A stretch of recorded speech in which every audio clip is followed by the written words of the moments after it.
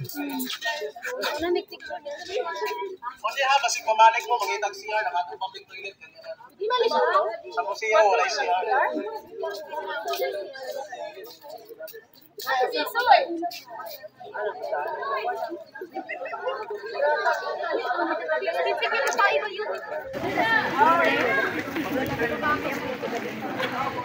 Nalibog na ko. So muna, nanatagri sa yung ano, sa estatwa ni Rizal ang si Dr. Pio Valenzuela. So mabasa na ito niyang history. Hindi mo na maubod. Hindi na maubod.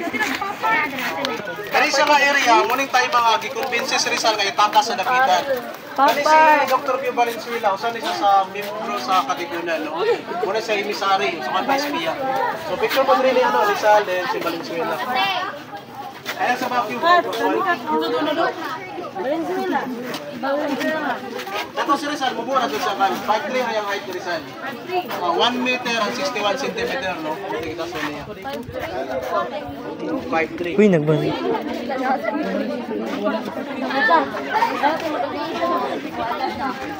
Kapuya. Ay, binuo. Oh, para makabalos mo ni Rizal. Sinutan niyo. Loton ni Loton. Si Maribel. Ay, BFF!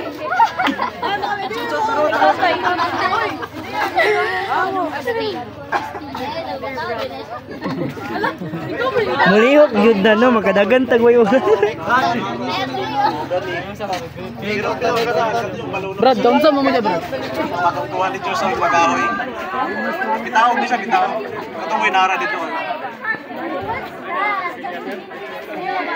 Mapag ko kasulog ito sa balay ko ito sa. Kasi natingala mo, ano, kaingon mo nga, okay lang ang Rizal, no, sa history niya na na-excel siya, wala siyang problema, hindi ka nang pa sa dapitan. Purpose ni Rizal nga nihawa sa dapitan after 4 years, ay na-receive niya ang approval nga gusto na siya pwede siya mahimong volunteer doctor sa Cuba. Wala pagka July 30 siya na dawat ang approval, pagka July 31, 1896, nihawa siya diri kabang si Josephine Bracken, yung pamilya niya, then sakay silang bangka, muna siya departure area, kanang may marker niya. Sakay sila, padulong sila dito sa Dumaguete, Cebu, pero ang ilang isakyan ng barko, dakot siya ng barko. Wala, ang barko sa naman sa Mantang diri, so din siya basta-basta itakas yung Rizal. Nga na may tabo sa pag musukol ka sa mga Kastila, kung dato ka, ilabay ka Hong Kong, Cuba, dito sa Ulo-Sulo, Visayas, no, sa Bohol.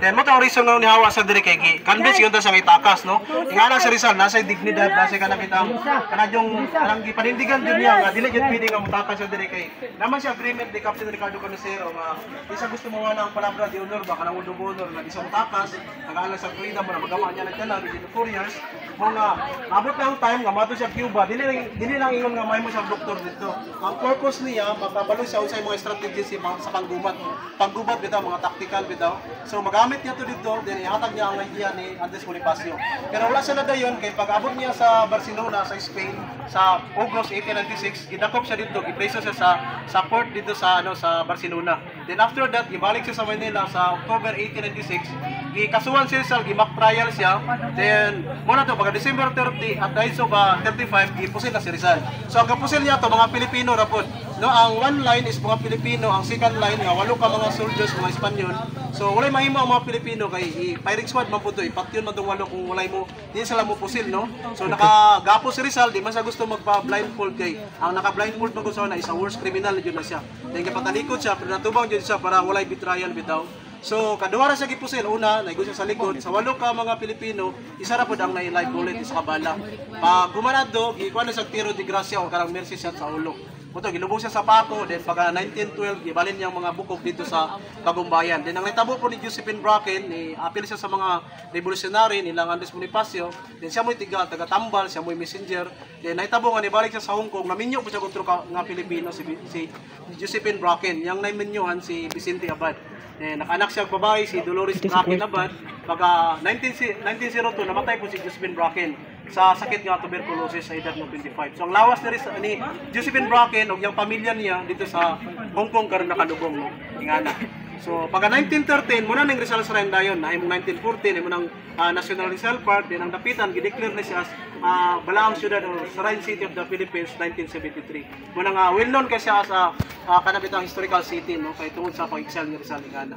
So sulod na ta sa museo din para makita na to mga gamit. So once again kuan ta no kanang bawal lang din dito mag singit-singit bitaw magbanha din. Bawal po dito ang kuan sa sulod ang flash kanang siga-siga kay hayag bitaw kanang ngit-ngit kana bawal sa pasensya na po kayo kay wala gyud ko sa museo. Nasa iPhone pero dapat